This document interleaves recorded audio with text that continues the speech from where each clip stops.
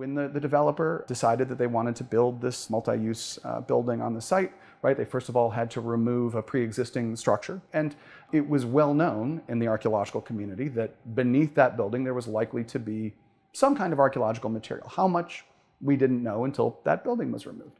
It very quickly became clear that the depth and the horizontal extent and the significance of the archaeological site there was more. To put that in context, this site is older than the pyramids in Egypt.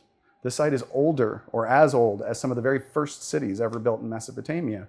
And yet, very little is known comparatively about these people who built this site, who lived there hundreds and thousands of years ago, precisely because there hasn't been enough systematic scientific archaeological work done at the site. One of the tensions throughout this project has been between the developer, who's been constantly pushing, right, to begin construction, and the archaeologists who have been necessarily moving slowly.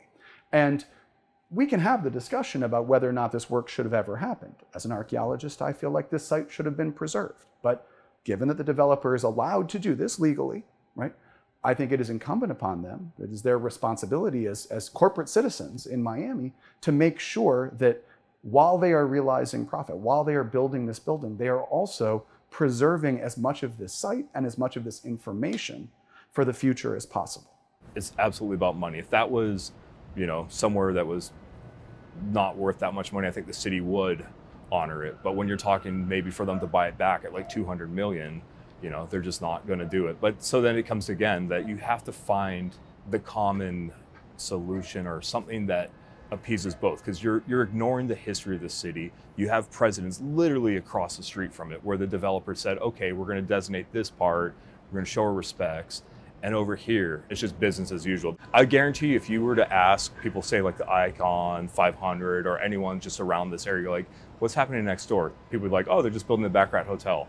It would be a very small portion of the people in Miami that knew what was going on. The dig site is the remains of the Tequesta capital that was at the mouth of the Miami River.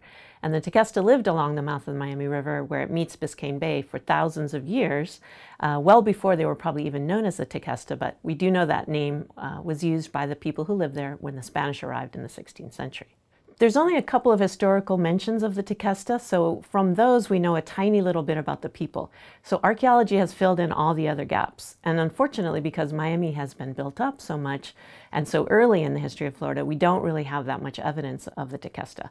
Today, the excavation that's going on in downtown is of the capital where most Tequesta people lived, where they traded, where they had ritual and ceremony, where they met visitors from other regions. So it's really our only record of that part of Tequesta life. So the materials that are excavated, they're obliged to save, but they are not necessarily obliged to do analysis on. By law, they have to recover the materials and produce a very preliminary report of what they found, how many boxes of this, how much of that. But the kind of study that archaeologists do now, where we emphasize squeezing every last bit of data out of the pottery sherds and bones that we find, may or may not happen because it's not actually obliged. If Related wants to do the right thing and actually help the community learn about the settlement of Tequesta, they'll partner with archaeologists to do that kind of work.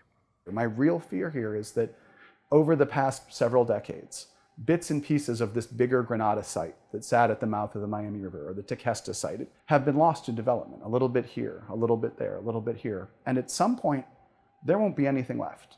We are rapidly approaching our final opportunities to systematically recover and then study materials that documented the lives of these people that lived there centuries and millennia ago.